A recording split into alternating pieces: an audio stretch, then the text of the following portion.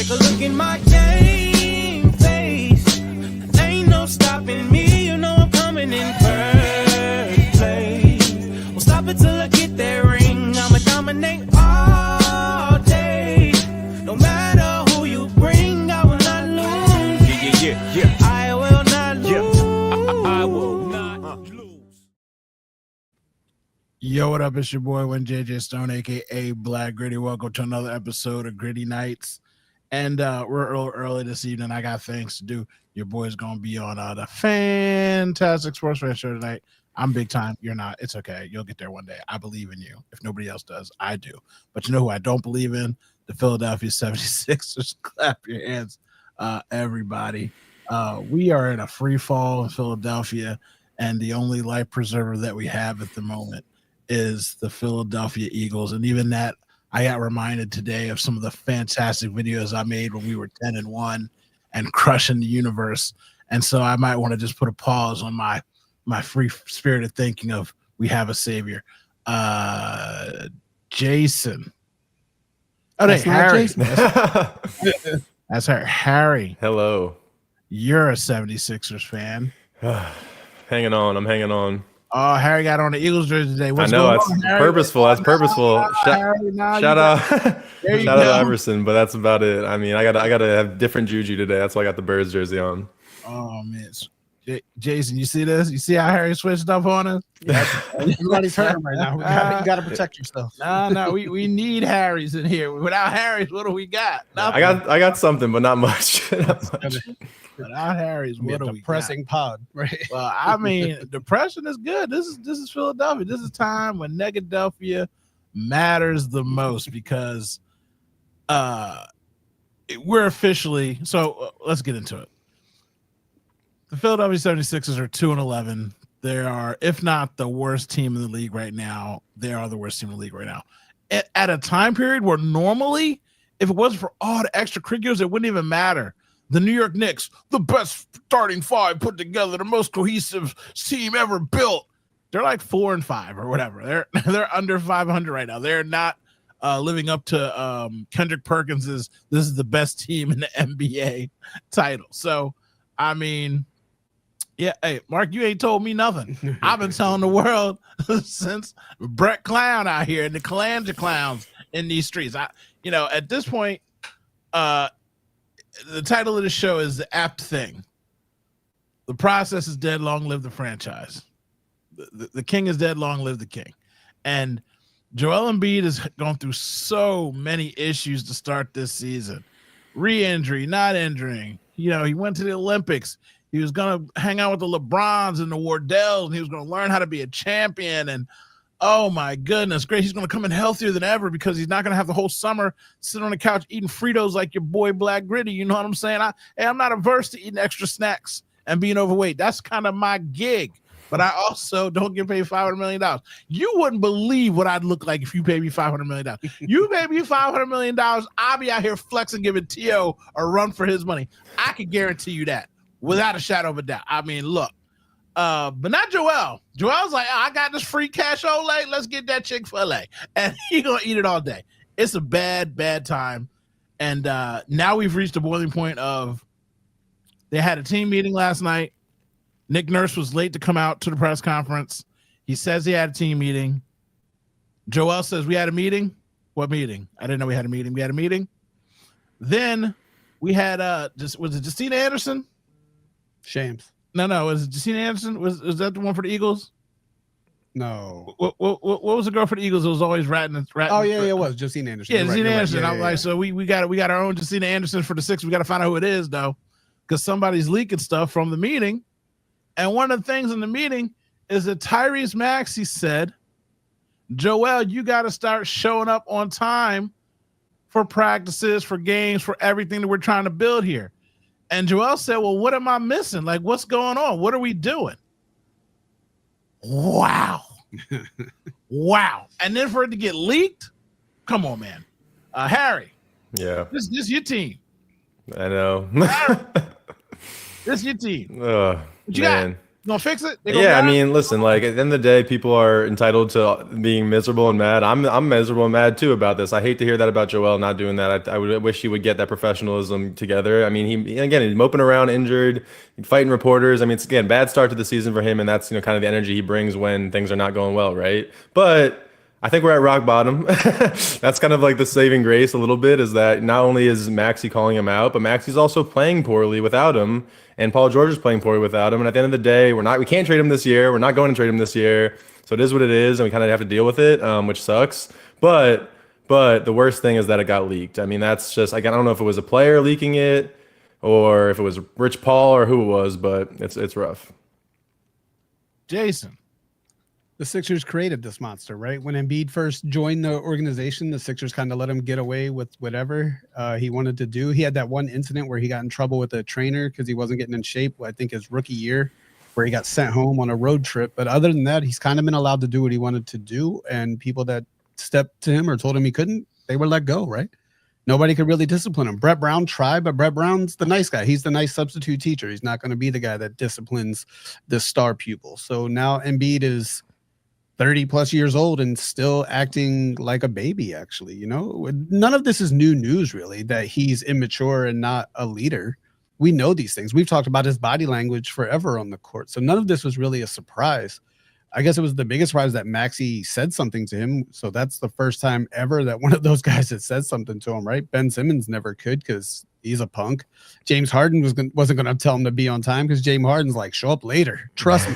Nobody cares. Just show up later. Take a plane to Vegas with me. We're good to go. Don't worry about it.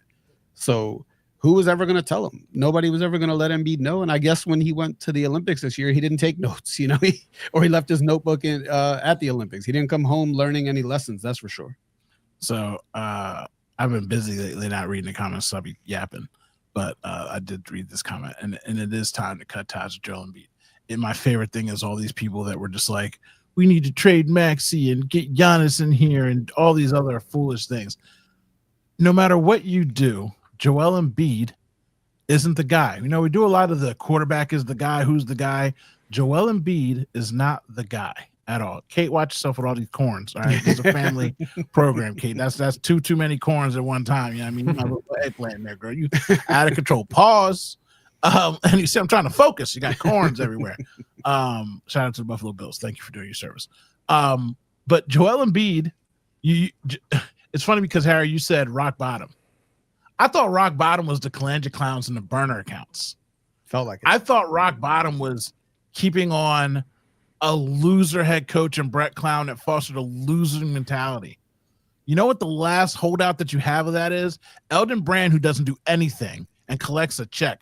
For the love of God, give me that job. And Joel Embiid. They're the last holdouts from an era of just accepting losing, accepting failure. He was fostered in it. He was born in it.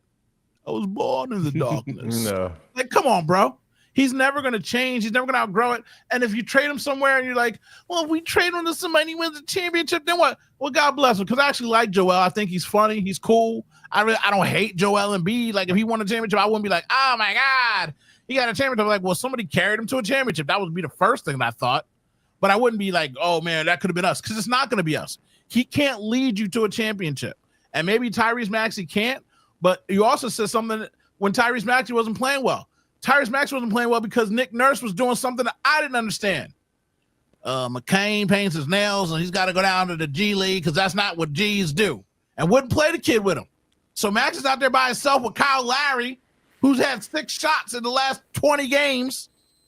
And Maxey did so much, he hurt himself. Then McCain's got to go out there, and since he got them fresh puppy legs, he can go out there by himself and put up 30 because you're on a trash team and nobody else can shoot. That's what you do.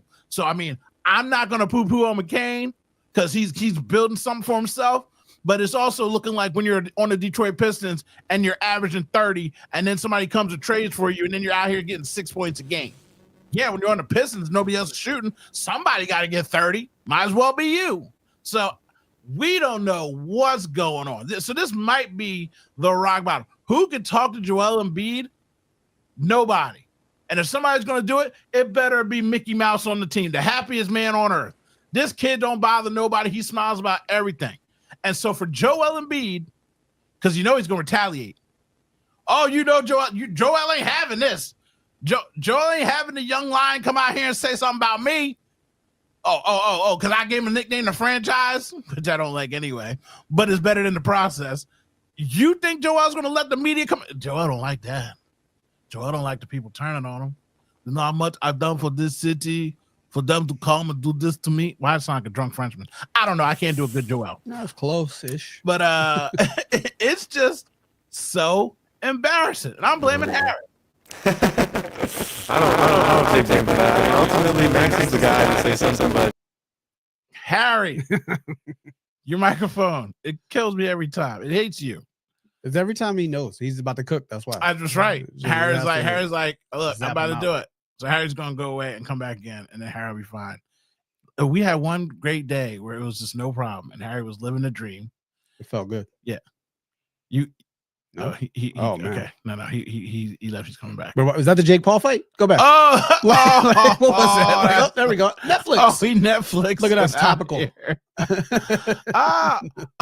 R4 MPX3. What kind of name is that? I don't know. R2D2 448 779 9443. Hey, how you doing tonight? We're doing great. We're over here in Philadelphia living the dream because we're Sixers fans and we're stupid. Oh man, I can't share the next comment in case there's kids watching, so I'm just gonna leave that one. Right, like. So Harry got, I knew that. Harry got nerfed. He got nerfed. That's funny. Anyway, so what does Daryl Morey do? So didn't he tell us this was the deepest team he's ever put together? Well, the problem is that they're not playing together.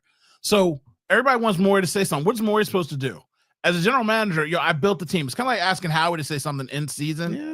Howie can't really say much unless it's like the trade deadline time or something else like that. So I don't need him to say something. I get what you're saying. I don't need him to talk. I just want to. I don't need him to do his job.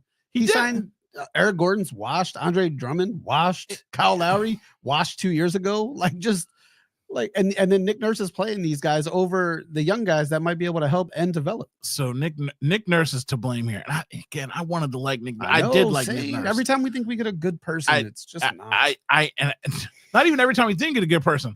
Like the one time we get a good person for the Sixers, I can't. This guy is just killers because I believed in him. Yeah, and he doesn't like the young guys. Now Lowry is just on the team because of Nick Nurse. That's not even a Morey issue. Nick Nurse wanted him here. That's my guy. You resign him. I'd rather have Pat Beverly here. At least I get some aggression, some defense, some yappity yap. You know what I mean? Drummond, again, is just out of shape. Yeah, we shouldn't have hung out with those guys in the offseason. Something happened. Doing our diet plan. Something happened. Did not work out good for the Sixers. I hate saying the people are out of shape. Yeah. Michael Jackson burger. I want a Michael Jackson burger. Yeah, I think that might not be a real account. It might be. You know what I mean? You never know. I mean, Michael Jackson burger. Who doesn't want a Michael Jackson burger? I'm going to put that comment up there because RBXM R44877 might want a Michael Jackson burger. Harry. I had a McCrispy earlier today. Oh, there you go. Has anybody had the McChicken Big Mac? Yes. I was about to, but I couldn't handle all that today at lunch. Mediocre. It was mediocre? Yeah, I wasn't. The McChickens are not strong enough of a chicken to handle the Big Mac sauce. You need the crispy chicken if you're going to do it, not the McChicken patties. Oh, wow. They don't use the McCrispy? Yeah, they use the McChickens. Oh, so maybe I'll get a McChicken and just have them put Big Mac sauce on it. Yeah, it kind of overpowered it. So really, you only tasted like Big Mac sauce. So I was like, man. Okay. Well, it's funny because the burger patties are so thin now that it doesn't even matter. It's about the same system. But the beef / whatever it is strong enough flavor-wise to handle this sauce. True. Back on point, Harry. Yes. You trying to fix 76ers. I mean, listen, I choose to be hopeful. Again, that's just a choice in life we can all make. And it's one thing where like, I want to root for this team. So, I mean, again, it's a bad situation. What I would do right now is understand that, look, I love him, but like trading Joel for picks, I mean, we could do that, but it's as low a value for Joel as it has been in years. So I think ultimately we still have to play him this year. We can't trade him because he just signed the contract extension anyway. So like, it is what it is. People can be mad all they want and mad all day long, or they can be mad for a little bit and just be like, I'm going to ignore the team, or, I'm going to watch and just see what happens. I mean, those are your choices. So I'm choosing to not be mad all day long. I'm choosing to kind of wait a little bit and hopefully they'll kind of play better and then I can start watching and really enjoying them a little bit. But ultimately, again, like you're right, Joel mentally, he needs to be like fully healthy or like fully pushed to the edge for him to like play really hard and do the right things. And, last year it sucks because he was such a great player to start the year. And then he did give his all while injured in the Knicks series and obviously didn't play great the entire time, but he had a few big games and played well late. So for me, I'm choosing to be hopeful. Again, I'm a loyal person. I'm a loyal guy. And Joel was somebody that when Dwayne Wade was retiring and I needed a new favorite player, and I love the Sixers, he was my guy and he's still my guy, even though I'm disappointed in him. But yeah, that's how I'm choosing to approach this. And again, ultimately, I hope we figure it out. Otherwise, we'll see, throughout the year that it's impossible. So, that's just my choice. I wish to one day be like Harry. I'll never be like. It's not false hope. It's true hope. I'm deciding to be hopeful. It's not false. I'm a grown man too, and Joel's a grown man. It is what it is. So I didn't even use the word false. No, I'm talking. Respond to Andrew in the comments. That's all. Oh, Andrew. So I was like, yeah, okay. Because I'm like, I wish I could be that way, and I'm that way about some things. But even like for the last it's been so annoying because for the last almost 10 years now, just on and off, I've been arguing with so many people about Ben Simmons. I was so happy. I was so hopeful. I believed in. And I was the first one to be like, yo, bro, are you not looking at him? Look at him. And everyone's like, nah, bro, you a hater. I'm like, bro, I bought Ben Vision Simmons. I spent my hard-earned money believing in this kid and bought domains and had Twitters and I had a Tumblr. I was making clips. I had belief and hope in that dude. But as soon as I saw it, I'm like, yo, it's over. And now look at him up there. I was about to say, he's still not shooting in the paint. He's still passing out. But again, he had a whole nother summer of, here I come. I'm going to be putting up points. And I'm like, yo, the definition of insanity is doing the same thing over and over and over again. And we won't talk about it much, but I mean, the Jets situation. You went and got an old Green Bay Packer. Then you went and get another old Green Bay Packer. Yeah, tumbling. Yeah, I'm old. I was out here tumbling in these streets. They're tumbling, boy. But again, it's like you're at some point you got to let go. And I love the Sixers. I've always been a Sixers fan. I argued with somebody today when I was having my little Jordan LeBron debate on the internet, and dude was like, blah, blah, blah. I was like, bro, everybody was wearing a Sixers starter jacket. He won a championship, got on a McDonald's commercial. Next thing I know, everybody's from Chicago. And I'm like, wait, what happened? We was throwing people through windows with Charles Barkley last week, and now everybody's a Bulls fan? What's going on? And the thing that comes about that is if you would have just went and became a Jordan fan, that would have been okay. But it literally felt like, and this is why, Harry, when I have such vitriol about it, it is rooted in childhood. It's just like all the kids that went became Cowboys fans. Cowboys started winning, and next thing I know, nobody likes the Eagles, and everybody's coming in with Cowboys starter jackets and Michael Irvin and this and that and talking trash to me. And I'm like, bro, we were on the same team, but now that they winning, you can't ride. You can't have the loyalty, the dedication, what you're showing right now. They didn't have that fortitude, so that's why I'm like, oh, okay, so you're a Cowboys fan, okay. I've been a Cowboys fan since they won a couple championships, and now nobody will let you come back to the fold. But the Sixers fans, a lot of these grown men, I see them with their season tickets to the Sixers games. Why you going to Sixers games? I thought you was a Bulls fan. I'm a LeBron James fan. You've never heard me say, oh, the Lakers are my jam. Right. You know what I mean? The Cavaliers, nah, bro. Wherever LeBron go, I be going. LeBron's going to retire. I'm eating Blaze Pizza. I'm watching whatever crappy movies he be at. You know what I mean? Because I'm a LeBron fan. But with the Sixers right now, they are losing so many people. And Josh Harris, yo, bro, what's going on with your organization? Because I don't know if the Devils are any good. We don't really talk about the Devils ever. Nobody ever talks about the Devils, right? They've been good recently. I don't know about this year, but they've been good. Yeah, they've been fine, right? But I'm saying they're not great. No, they're not terrible. They're not great. They're just over their ether. He's lucky they got Jaden Daniels. You know what I'm saying? He's lucky. And the Commanders, oh my God, I hate him. I hate Josh Harris. I hate Josh Harris too. And the only reason I think the Commanders are doing good is because of the ownership group, not even Harris. Magic Johnson's over there. That's the scary part. I forgot about that. Win something. Magic over there. You know what I mean? He beat AIDS. He beating everybody. I can't trust him. Is that a Commanders official merchandise shirt? Did they sell that? Yeah. They should. Yo, they should. Magic Johnson's on board. He beat everything. Harry. Yes. Jason. I'm sorry y'all are involved in that comment. I just that y'all are on the screen because we shouldn't be making jokes. That was a Friday night. It's actually Yeah, that was a true gritty night there. It is funny. It is funny though. But yeah, that whole organization's turned around, but the Sixers are just falling apart. And like I said, you did bring up Morey. Like I said, I bring up all the time. What does Brand do? Joel's out here still saying the same song and dance about Jimmy Butler. That was so weird when he said that last night. It's the reporter's fault. The reporter's asking retread questions like, "What do you miss Jimmy? What do you think about Jimmy Butler?" Again, if you had any maturity in you, it's just a simple question to make go away instead of being like, he's the best player in the league. And even if he's saying it tongue in cheek or whatever, it was just a weird way to answer it. Well, he loves Jimmy Butler. We'll take Bam, we'll take Hero, and we'll take some picks back. We ain't gonna do anything with that, man. We're not winning crap with that either. So, but you're not winning nothing anyway. I'd rather have. So the only hope I have right now is that they are picking good draft picks. They're finding diamonds in the rough that can play, and they're happy. Give me the all smiley team. Give me the happy bunch. Give me somebody that I can at least be happy about. I know you're shaking your head. But Joel Embiid is going to do the same thing that he always does. He literally, like at some point, when you say injury prone, this man gets injured, whether it's by the grace of the demons he's put upon him or the chicken nuggets that he's eating every day. He cannot stay healthy. He's never going to be healthy, Harry.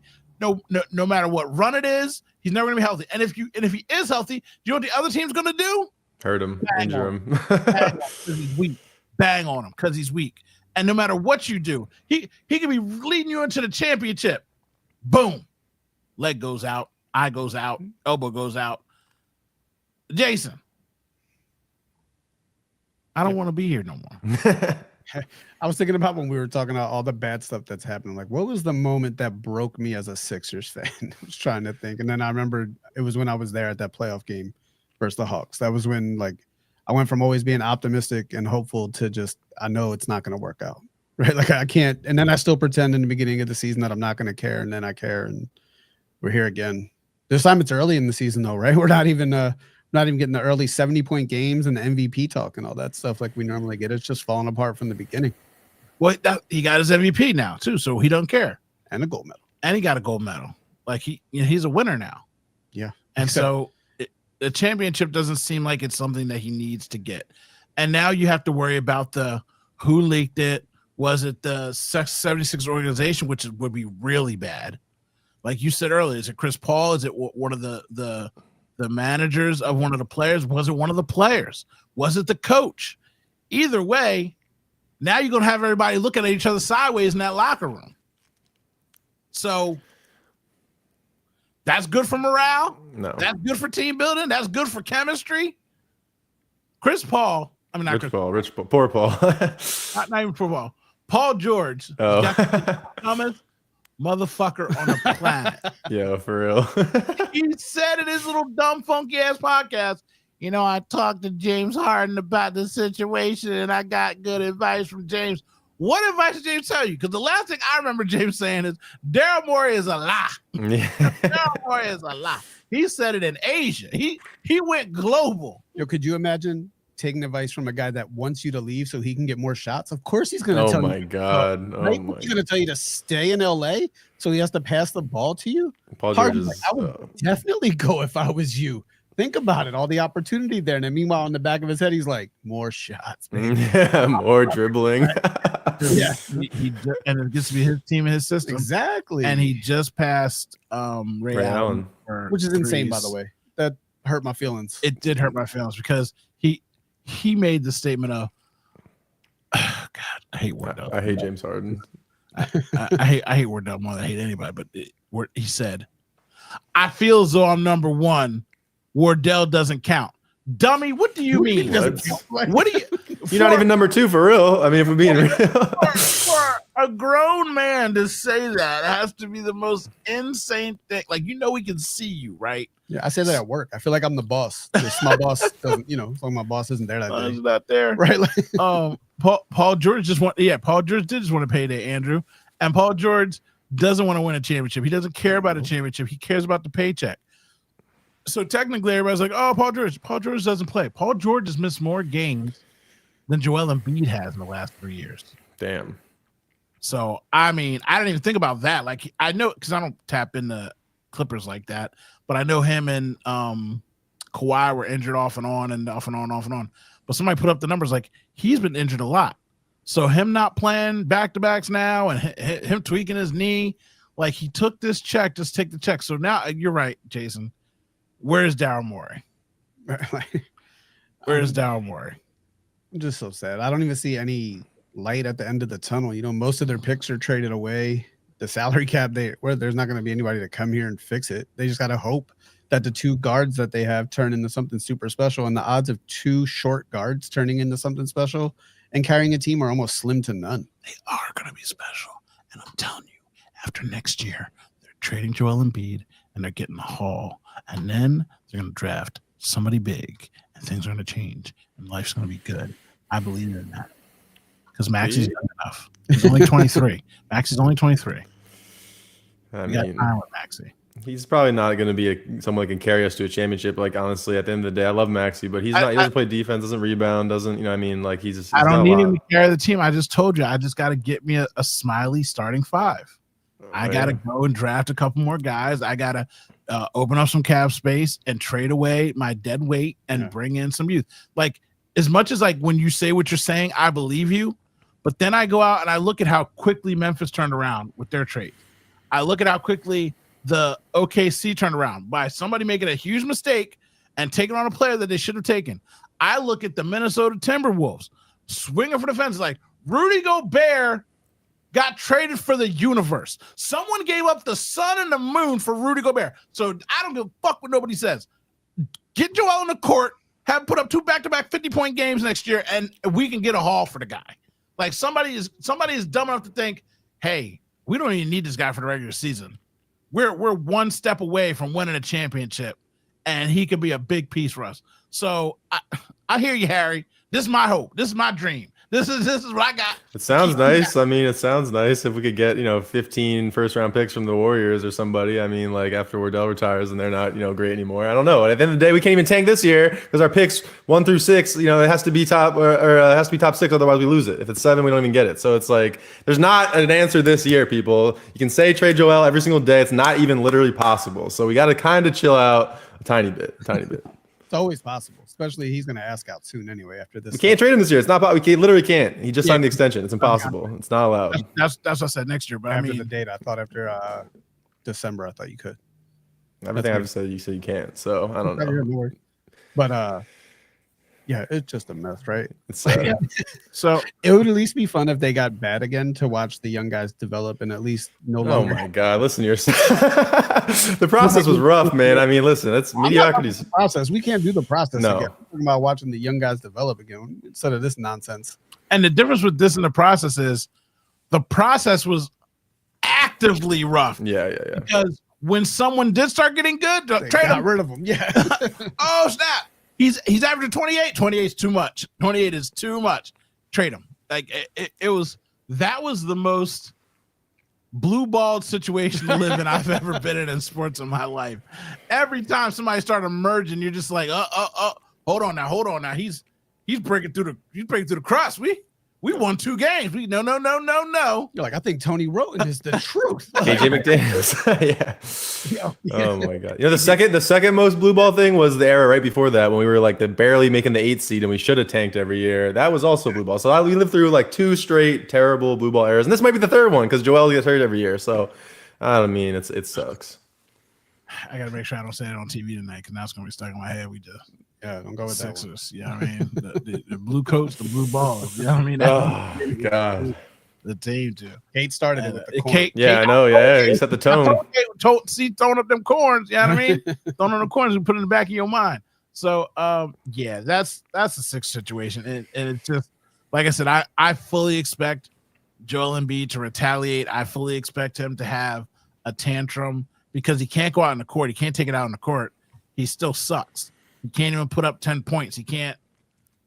You know he's not healthy because he hasn't gotten a foul. Yeah.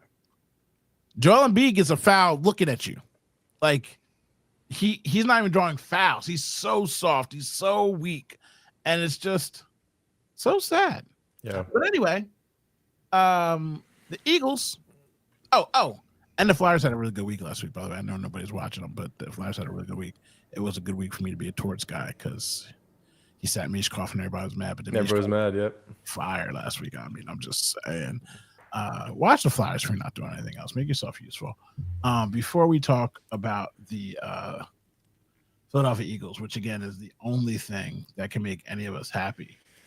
Is there anything else in Philadelphia that can make us happy? I don't know. The Union fired Phil, whatever the coach was, that was good for a while too. So yeah, exactly. So there's a lot of Mitchkoff and Eagles, man. That's all about it. That's all we got. That's all we need.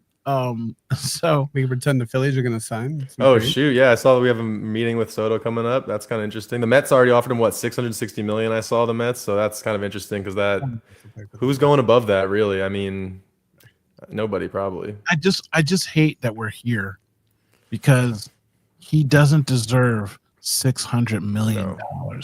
And and if you know me, if you know anything about me, I am team. Fuck the team. I am player first. Players deserve their money. Players get your money because the teams will cut you, do anything they want to do. But Shohei getting $700 million made sense to me for one reason. Jason, what was that reason? It's because he pitches. Yeah, exactly. Because he pitches. And if there's a backup, two players. Yes. And so if you're going to give him 350 and 350, I get that. You know what I mean? It just happened that he got injured and he had to take the year off, but that happens to any kind of pitcher. But at least he still has value to you. Imagine signing the best pitcher in the world and then he gets injured. You can't have him for a year because they don't hit anymore. So, you know what I mean? Like he's two people. So paying 350 and 350, I get that. Juan Soto is not Shohei Ohtani because I lied. There's two things. Harry, do you know what the second thing might be? A Shohei? Yeah.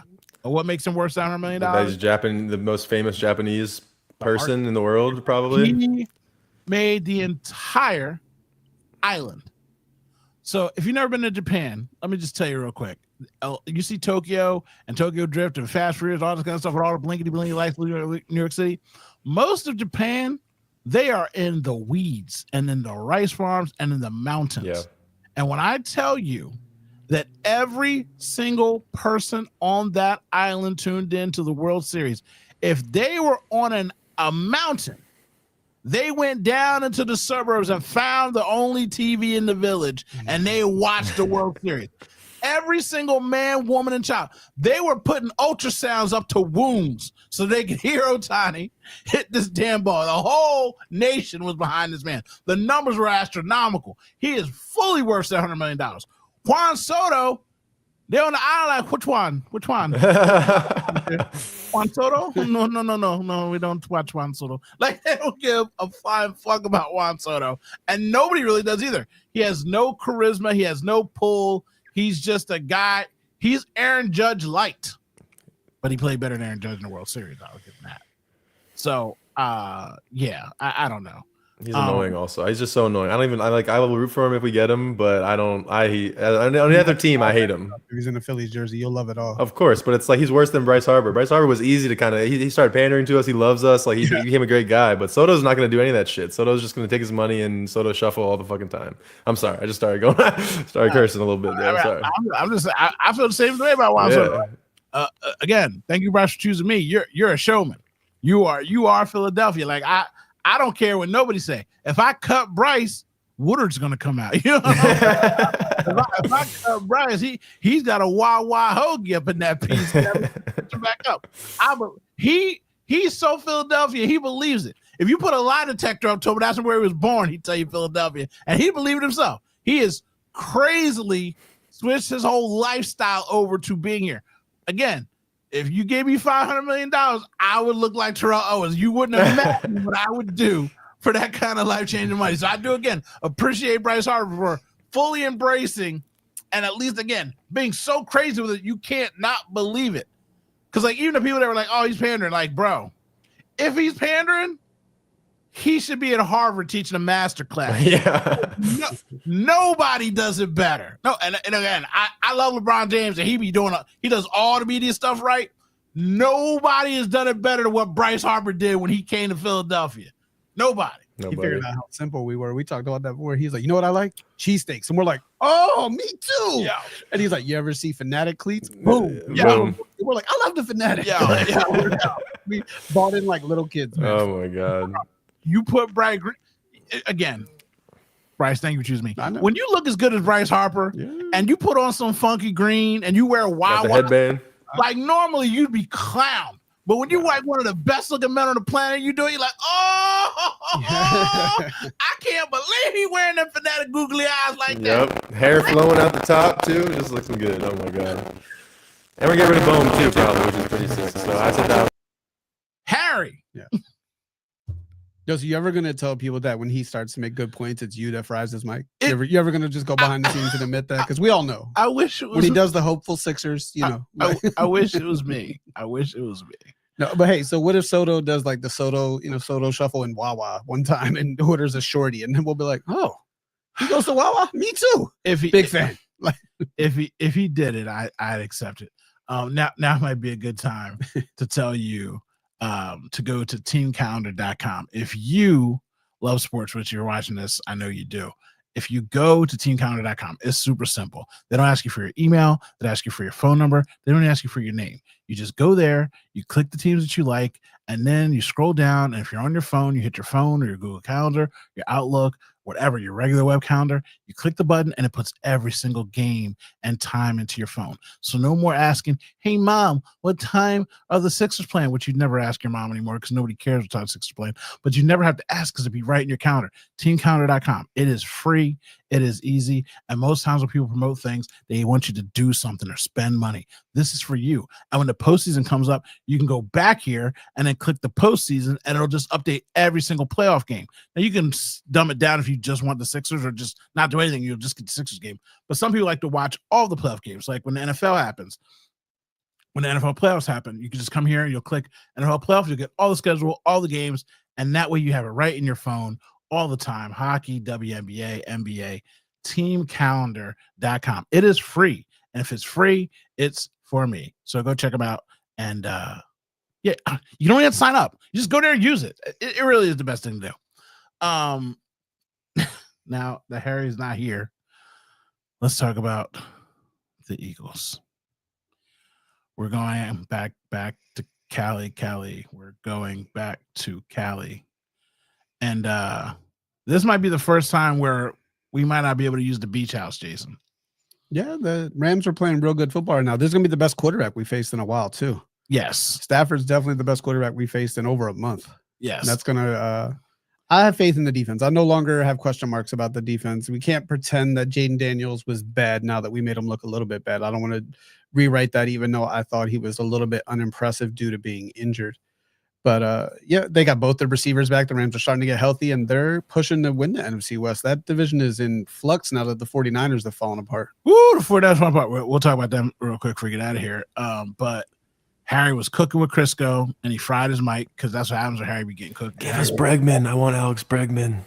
Yeah, until I saw that deal he's asking for. Oh, yeah. Well, he ain't getting that. So that rumored deal. He's like, yeah, we're good, bro. Yeah. We'll call you back. He did a lot of homers in the bank, so, I mean, he'd be a good pick. Yeah. I can't even – the Phillies are so far out of my mind's eye right now just because I'm just so disgusted with how everything ended. But that being said, I don't feel like we would have won the World Series anyway. I just hated losing to the Mets is really all that is, because we just hate the Mets.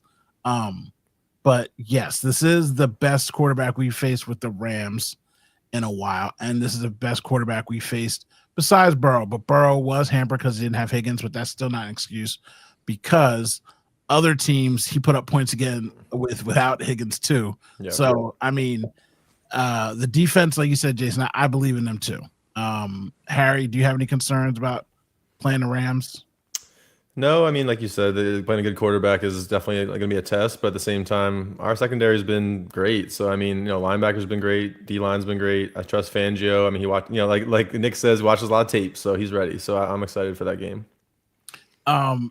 Yeah. So, the Rams remind me a lot of the Steelers, and the fact that, like, how the hell do you just keep getting these wide receivers? Like you're just picking these dudes up, and they just light the world up. Like the Steelers couldn't get a quarterback to save their life, but they could just snatch up wide receivers like bang, bang, bang, and like late round dudes that were cheap. So the Rams, McVay knows what he's looking at when he's looking at a receiver. He can just see it. So what up, Knight? Nando Knight. Go Birds, always go Birds, go Birds. But yes, I believe in the defense now. I'm not going to back off believing in the defense. And I think that one of them is going to get off. Whoever Quignon's on, I think this might be the week where Quignon gets got. No, don't say that. This is the defensive rookie of the year matchup. Hurst from the Rams is the leading in the voting right now. So you know what I'm saying about that for reason is Cooper Kupp is elite, and he has elite footwork. He's got elite hands. He's got elite movement. And they're coming off injury, and Puka got banged up last week too. But Puka's no joke. Puka's a good, yeah. Having both of them, two elite wide receivers. The only comp is going up against when he went up against Tampa Bay, but Tampa Bay had Baker Mayfield. He's not a surgeon like Stafford is, and Evans and what's his name are older. Godwin are older. So going up against these two guys who are younger with a better quarterback. My problem right now is that Quignon can't hide anymore because now he's starting to get the Sauce Gardner, Jaworski, who, man, that was a crazy comp. People been throwing Jaworski statements out to me, and I'm like, bro, no offense to Jaworski, he never won shit. He plays golf. He's like the uncle that just talks shit. I love him. I respect him. I got his jersey hanging in my closet. I really could care less about what he says about football right now because he just seems to just say it is West. That's why I said they got a beach house out there. I just don't listen to what he says. But when he comes out and says he's like Deion Sanders, yeah, no, he's not. No, he's not. No, he's not. Does he have 8 interceptions so far this year? No. That's what set Deion apart. Deion came in. Not only was he shutting you down, he was taking the ball away and taking it back to the house, and he was doing punt returns, and he was doing kick returns. Like, can we just stop? Like, why can't we just say he's the best rookie since Sauce Gardner or Patrick Surtain Jr.? That's a good enough comp for me. When you put his numbers up against Sauce Gardner's rookie year, through 10 games, Sauce gave up 2 touchdowns. Quignon's given up 0. But Sauce Gardner had 2 interceptions. Quignon's had 0. But otherwise, their stats are almost identical, which means he's playing at an elite level because Sauce Gardner was instantly put at the end of that season as a shutdown corner. And he's living off that name, even though now the rest of the team's falling apart, and he's falling apart too because they just have emotional morale problems. But I'm saying, why couldn't we do that? Why did you say Deion Sanders, Jaws? They were getting away with Revis too. I mean, why did you have to go? I mean, Sanders is crazy. Well, at least Revis Island. Yeah, so makes sense. When you say Revis Island, you're saying shut down corner. Right, exactly. You're saying not getting receptions on you, not getting yards. Not getting targets. When you say Deion Sanders, you're literally telling me he's one of the best players on earth that ever played the game. It's why I can't stand when people bring up Lawrence Taylor and Michael Parsons. They are nowhere in the same stratosphere. It's why I don't subscribe or like, and again, I'm not a Michael Jordan person. I hate Michael Jordan, but I hate hearing Anthony Edwards. He's Michael Jordan's son. Well, he got past the first round. So first of all, he's not Michael Jordan's son. Second of all, he out here getting tired. One thing I say about Mike, Mike never got tired. Mike was out there smoking and drinking and banging hoochie while he's in the locker room on halftime. And he never got thank you. Never got tired. You know what? You begin. He was definitely smoking and drinking. And definitely knew that stuff. I done heard all the stories. You know what I'm saying? I watched Dave Chappelle. I know half of Michael Jordan. I'm saying, like, why do you have to go Anthony Edwards? Michael's like, shut up. So, let's just pump the brakes. I feel like, again, not that he's going to get like exposed, but I feel like Puka or one of them could get a touchdown on him this week. And it won't be the end of the world if it happens. When it happens, he's not going to go his whole career not giving up a touchdown. But at the same time, I could also see him getting an interception this week because Stafford won't be afraid to go at him. Yeah, risky.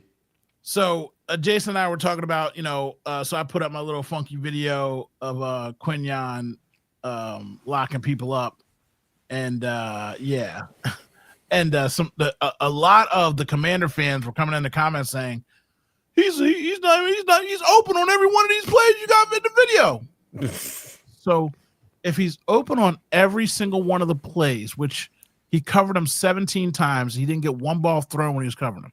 So out of 17 plays, he never got one ball thrown his way, not one target. So Jay Daniels is a bust, basically. Yes, that means you're competent to not even giving him a chance, or it means your quarterback was afraid of him, and the offense coordinator said, "Yo, do not go over there.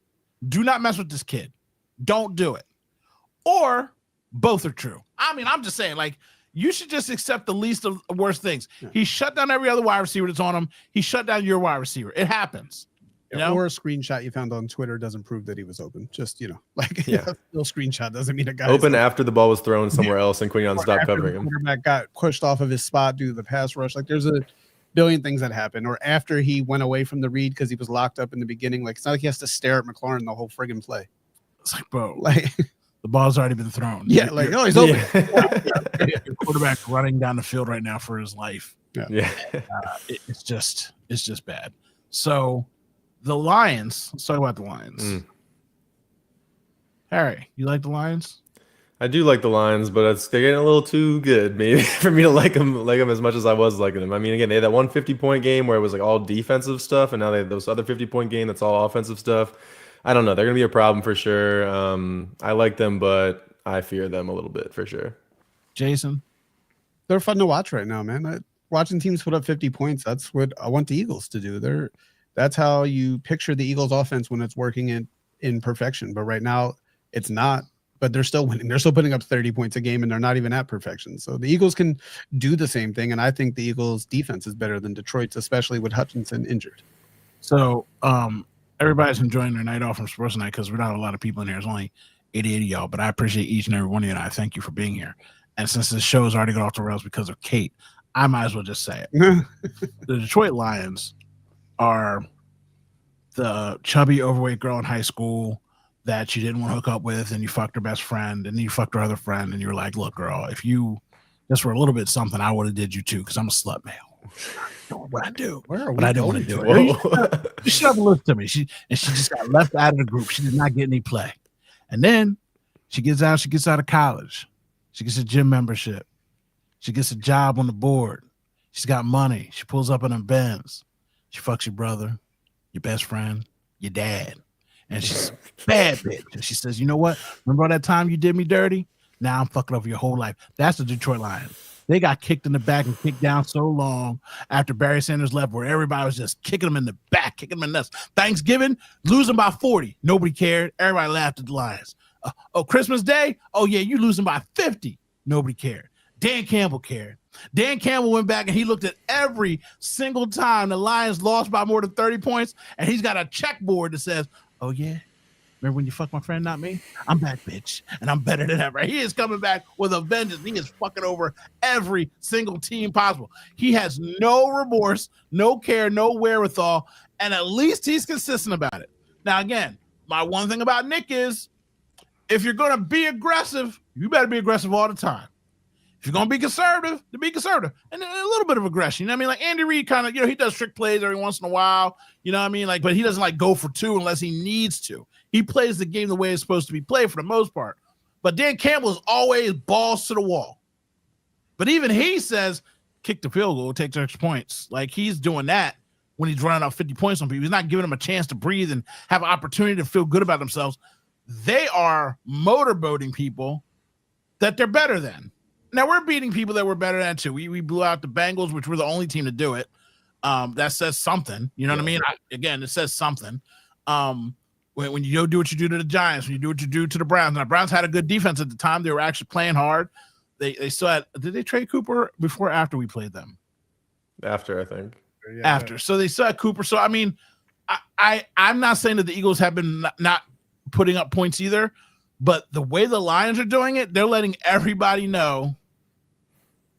I don't care about your feelings. I don't care what anybody says. And they're doing it week after week after week. So the Lions don't scare me so much as you'd have to worry about them. I'm not afraid of them, scared of them, but like just know that Jared Goff could throw 5 picks and Dan Campbell's going to like throw it again. Throw it again. Wait, what? Coach, can we run a play? Nah. Throw it again. I just don't care. That was the coolest thing in the world. He was doing an interview, and again, there is something to be said, like why I don't like Nick Sirianni, because he can't speak well in public, which probably isn't his fault. It's probably like a nervous tick. But when they were in that game and he had threw three interceptions at the time, they're coming out of halftime, and they said, Dan, what do you have to do? We're down 20 points. We're not going to get it all back in one play. We've got to get a turnover. We got to go one play at a time, and we're going to keep throwing this ball because we got to get back in the game. And when he got done speaking, as soon as he stopped, she said, okay, you hear the crowd, "Roar!" They got an interception. I'm like, yo, if he didn't just like mentally, calmly and focus and say, yo, you know what I mean? We going to be all right. It just, again, I know he's crazy. I know he's biting kneecaps and doing that kind of stuff. That's why I gave my high school get back scenario, because that dude's wild, bro. He is out of pocket. The Rams. Who? I mean, yeah, they remind me of the Greatest Show on Turf Rams, the Lions, except that they're tough. Like they have more swagger behind them. Like they'll beat you in a fight in a back alley if they had to, but they'd rather just run around you and pour 50 on your head like that. Yeah. Easy, you know. But that's the team they remind me of if you really watch them play. Yeah, and that was a crazy thing too, because up until 2 weeks ago, they hadn't played one game that was outside of a dome. Right. And everybody's like, oh, it's because they keep playing on turf fields, and once they get outside, it's going to be cool. And then they went out there to Green Bay in the sleet and snow and rain and whooped them up and down the field like they were the outside team. And Jordan Love was out there. Yeah. Let me just talk about that real quick. Now let's talk about these quarterbacks. Jordan Love has thrown an interception in every single game this year. Is he regressing? Is he a bust? How is he able to do this? It's a gunslinger. Yeah, this guy sucks. CJ Stroud's lost a few games this year. He's thrown a lot of picks too. He's regressed. I would say he's regressed. He's sophomore slump. I've been watching the games. He's been making some bad throws. Right, the receivers got hurt. Thank you, Jason. Joe yes, Mixon. but Joe he's Mixon been playing bad too. I mean, Joe Mixon's playing like great, so just feed him. So, but again, he's been hurt. Yeah. So when you lose your quarterback, I mean, your running back. What do you mean Joe Mixon's been hurt? I have Joe Mixon on my fantasy team. He's not hurt. He's been healthy all year. What? Crazy. Joe Mixon. He missed 2 games. Must have been 2 games like early in the year. Literally, he just came back last week. No, he is not. Joe Mixon? Oh my God. Now we're gonna look it up. I was gonna say he's on my fantasy team, winning me games every week. No way. They've had he had a bad game. He had a really bad game, or not a bad game. He didn't have 100 yards. He has 100 yards like 4 of the last 5 weeks. They've had wide receivers out in and out of the lineup and injured. And so again, when that happens to Jalen, it's Jalen sucks, or AJ Brown and Devontae aren't in the game. There's certain things that make him look a certain way. Is the point. The Chiefs and the Bills had one of their classic back and forth games. He missed 2 games like early in the year. He missed 3 games, I think. But that was when Nico Collins. That was before Nico got hurt. Like I said, and before Diggs got hurt. Like I said, he missed 3 games. But my point is that at different stages, different people have been hurt, and you're missing guys. Yeah. So you're missing your running back. Now you're passing more. When you missed your wide receivers out, now you're trying to run it more, and those are things that cause him to have the regression. I'm saying he's not regressed. I'm saying people are injured. I'm trying to give him the benefit of the doubt that I try to make people give to Jalen Hurts when you say, oh, he sucks. Okay, well, you go out there without your 2 wide receivers, and everybody knows that it's just Saquon and you in the backfield. Oh, yeah. Well, you need to elevate those other guys. Maybe those other guys can't elevate themselves, because Goddard sucks to me. Calcaterra looks like he's a better tight end than Goddard does. He flashes open more. So, I mean, sometimes it comes down to the actual players. Then you look at, like I said, the Bills game and the Chiefs. Patrick Mahomes has been playing like shit this entire year. And whether you want to give it to the benefit of the refs, the benefit of a good team, they're just not – he's not good this year. They're a defensive-led team. But he's won 3 Super Bowls, so you just have to shut up and take it, right? No, I can look at how he's playing and say he's playing bad. Josh Allen is the MVP of the league right now because he's not turning the ball over. And he is running and passing the ball. And thank you, Kate, for fixing it, because the whole nation was against y'all for giving up that wide receiver who can't get in bounds.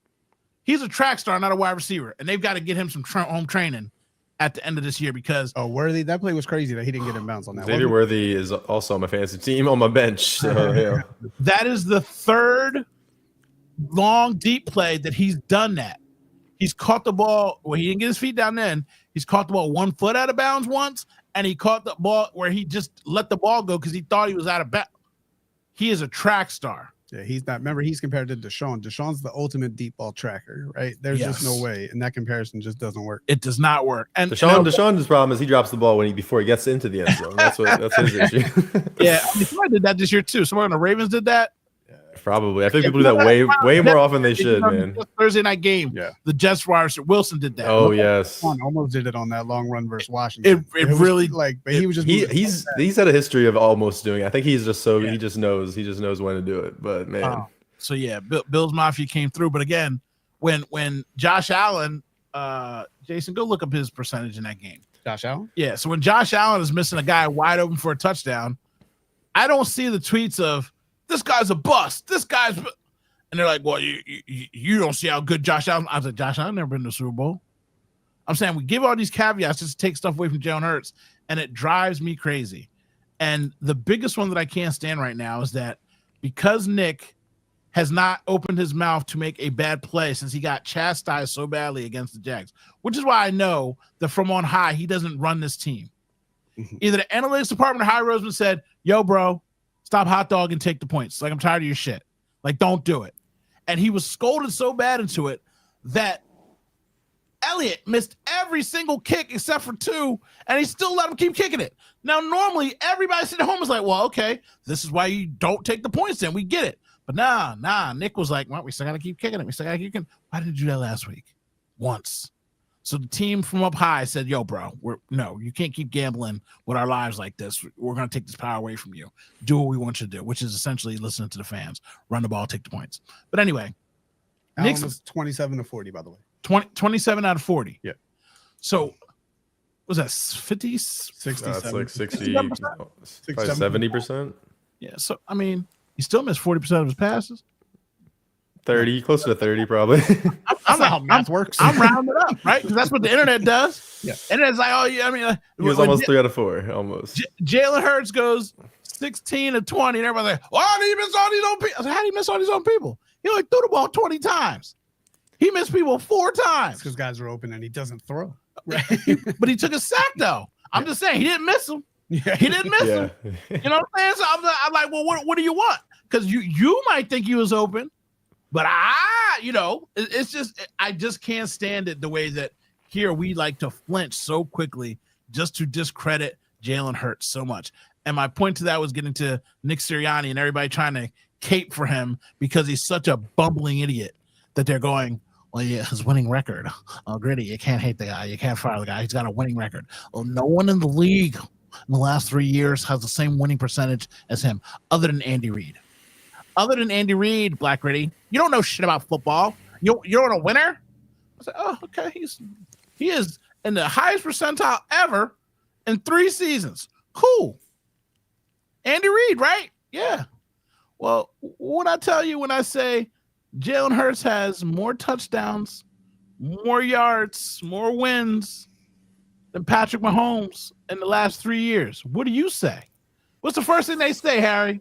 Patrick Mahomes has 3 Super Bowls, or probably. Jason, is that what they say? That's what they say. Some would say. So when you tell me anything about Nick Sirianni, and then you compare him to Andy Mammy Jammy Reid, Andy Reid's been to what, 5 or 6 Super Bowls? He's won 3. Like, bro, I don't want to hear it. You can't cape for me like that and not cape for my quarterback too. I know that Jalen Hurts is not the greatest thrower that ever lived on the planet Earth, but the swaying back and forth and the people that just don't like the man because he's got a tan drives me absolutely crazy. And we're going to beat the Rams this week. I like that. Yeah. Yeah. You see, this is a good question. Power rankings. Let me see if I can read it. Hey, Gritty. Everyone in power rankings. Me, Lions, Bills, Chiefs, Eagles, Steelers, Ravens, Vikings, Texans, Commanders, Packers. The Commanders haven't beat anyone with a 500 record. They're out. Dropping them out. They're if you want to put them at 10. At least the Packers have beaten some people with a winning record. The Vikings. Oh yeah. Isn't there another team in there? I'm trying to think who. Maybe there's not. Okay. I mean, yeah. So Lions, Bills, Chiefs, Eagles, Steelers, Yeah, that's a good power Pretty ranking. good list. Whose power ranking is this? NFL power rankings? Like, is it the official one? At iRock Philly. Kevin, I mean, hey. That's his power rankings. All right, Kevin. If that's your power rankings, that's a pretty good power ranking, except for the Commanders. The Commanders got to beat somebody with an above 500 record. Where's the Falcons? I guess they've been falling off, but they were okay. Falcons just lost, but I take the Falcons over the Commanders. Chargers are 7-3. Chargers. Okay, there you go. That's what it was. The Chargers, because they got a hardball. So I'll take the Lions, Bills, Chiefs, Eagles, Steelers, Ravens. The first top 6 are great. Then I'm taking the Chargers. Then I'm taking the Vikings, the Texans, the Falcons, and then the Packers. And then you have the Cardinals are right there too. I keep forgetting about the Cardinals. I'm playing good football, but I hate Gannon. I know. Yeah, oh my God. By me. That is biases by me. Matter of fact, since Kevin gave a good statement here, let me go back and look at this real quick, see if I can find. We look for our early predictions. Yeah, let's see. We're almost halfway through. Guaranteed to be wrong or your money back. I think I said that we were gonna be 13-4 or something like that. 14-3. I'm talking about the record. Oh. The record's on point for the Eagles. I'm talking about the. I hope mine are missing. So unless they were good, then I hope you find them. So we all had the Bills. Genius. We all had KC. Genius. We all had the Ravens, but it looks like it might be the Steelers. Steelers, man. We'll see. We'll see how it plays out. Ravens didn't score a touchdown. That's against them. That's crazy. That is crazy. Where's the other one? Because we get them on different days. Dang it. Not to bring any Jalen stuff back up, but I saw if you take away the tush pushes, he's got about the same passing touchdowns, interceptions as Derek Carr over the last 4 years. So that's interesting. I like when we take away stats if we can do that. If you don't count, yeah, but tush pushes, it's a little bit lucky that our O-line's that good and we don't give it to Saquon. Why is it lucky? Not lucky, like the situation is no, you gotta get there. First down's hard to fucking get in the goddamn league. Now when Saquon stops on the 1 yard line 7 times. No, I know what you mean. Saquon problem. Don't bring up stats like that. I hate shit like anything that. like Derek Carr. I was like, I was sure. There's nothing like Derek Carr. No. Derek Carr just rushing touchdowns. I saw him moonwalking Michael Jackson grab his dick. You know what I mean? In the end zone on the Cowboys. So I don't hear nothing about it. Stop that. Don't do that. Not here. Not around here, partner. Not Taysom, that's because Taysom Hill's stealing Derek Carr's touchdowns. That's why. There you go. Somebody's getting them. Yeah, I just now I'm annoyed. I can't. So just say that. Say we got them all right. People are watching. Just don't lie. Yeah. You're looking at the division picks. Yeah, we definitely had the Lions. We had the Definitely Cardinals. Lions. We all picked the Cardinals. I remember we were all big fans. The Lions. Cardinals. The last one I was just looking at the Lions. Some of us picked the Packers. Some of us picked the Lions. I took the Packers. Who the hell is gonna win? I guess the Seahawks are gonna win that division. Yeah, What well, the heck? I picked the Seahawks, which I changed my back to the 49ers. After week 1, remember they looked so good? Yeah, because you both picked the 49ers. So I was like, let me switch that back up because that don't look right. No, we all took the Cardinals the other time. Yeah, so I'm like, oh, Kyler, I'm a big Kyler guy. yeah, it's Barbara just Harrison Jr. yeah. Yeah. We know what we're talking about. Yeah, see? Yeah, I think that the Eagles win by 12 points against the Rams. I think they win by 12. I don't know what the score is going to be, but I think they're going to win by 12. Also, Harry be doing stuff. Stop doing that, Harry.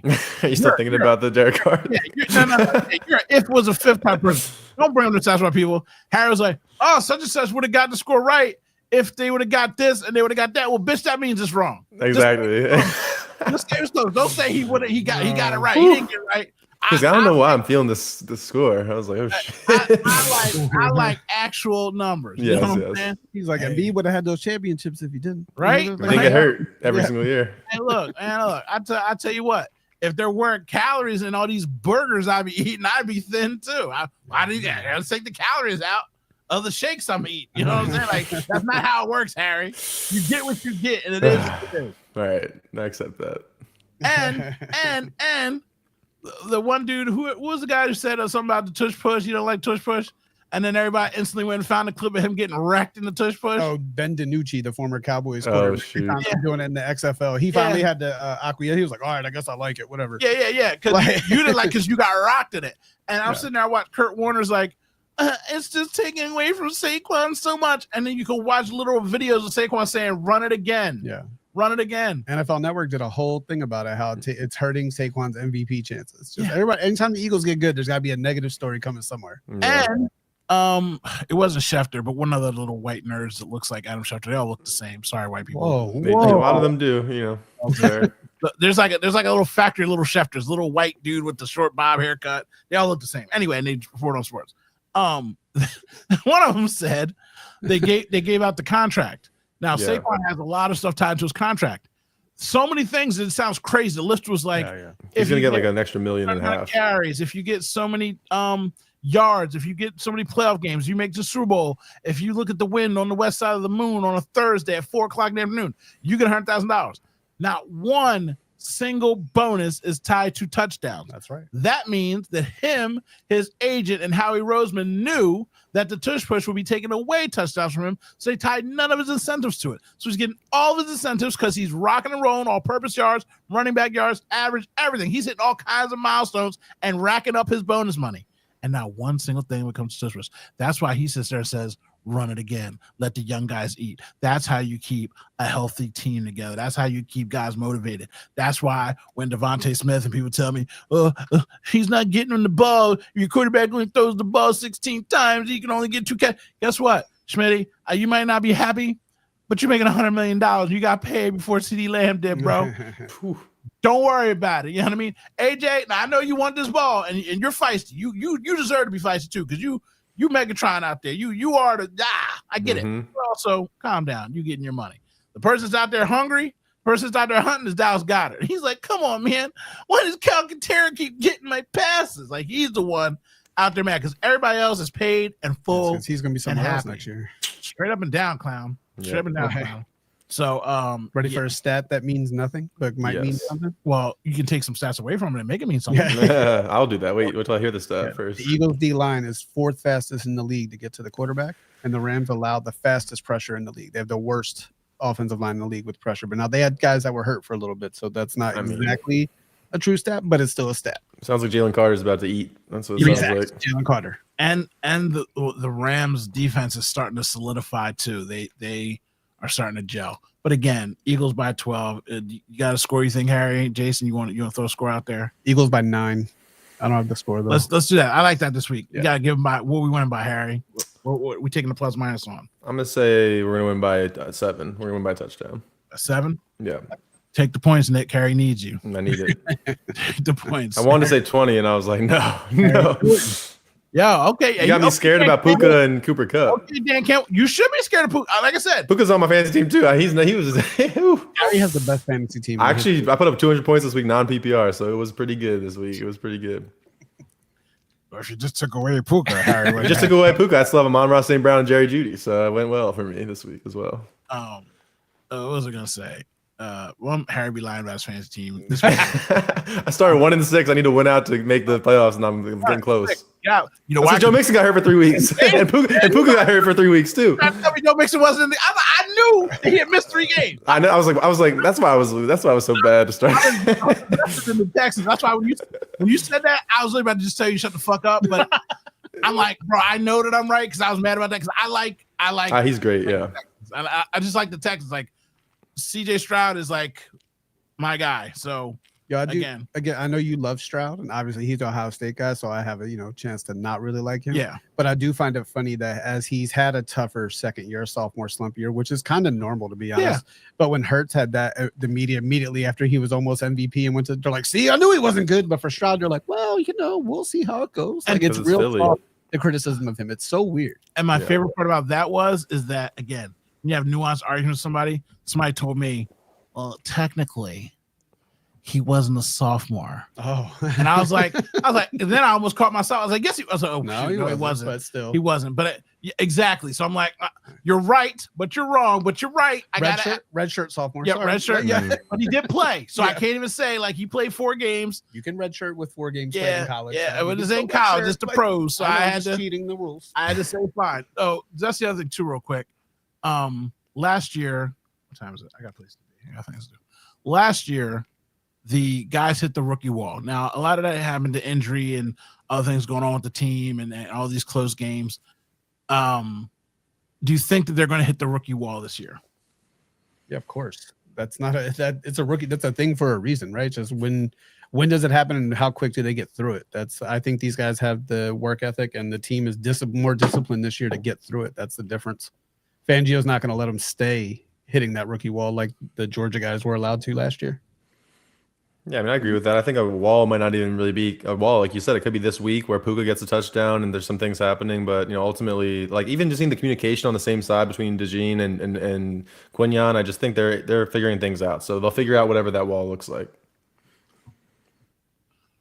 Quinyon Mitchell ain't never seen a wall. Quinyon Mitchell ain't never met a wall. Quinyon Mitchell run around the wall. Quinyon Mitchell might be an X-Man. He might phase through a wall. I mean, he just does cardio all game, so it doesn't really matter, right? It's not, nobody goes his way. So he dances in the end zone a little. So Cooper, I'm expecting Cooper to have a fall just because he started a year off injury, and so we've been knock on wood. Grace God, he stayed healthy and been in there and just been really good. Quinyon Mitchell is. I said this week one. I'm so happy I said it because sometimes I see something, I'll be like, man, I just see it. He is a pro's pro. He's like Devontae.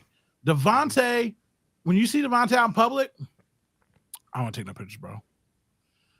I don't want to shake your hand.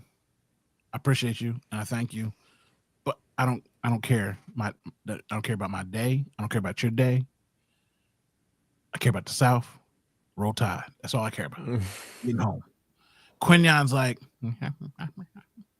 if I do not feel acting sassy as shit. Yep.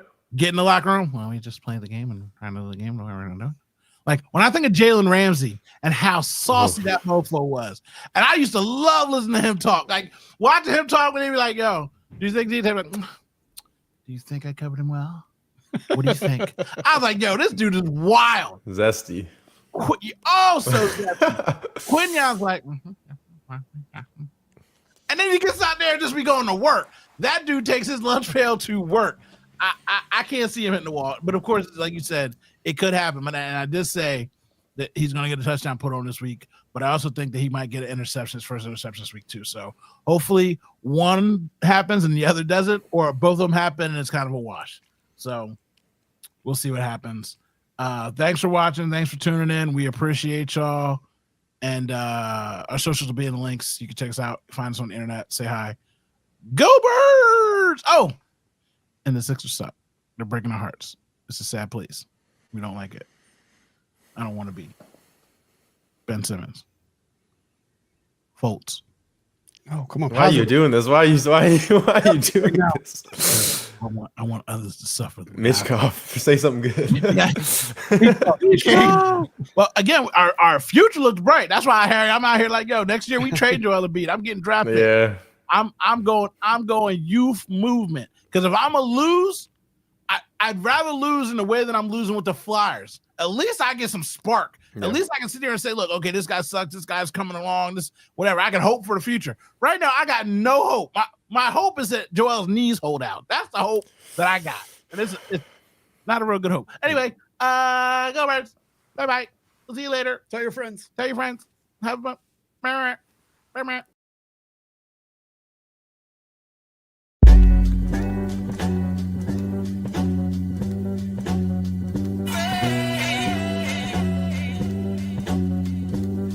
Take a look in my game.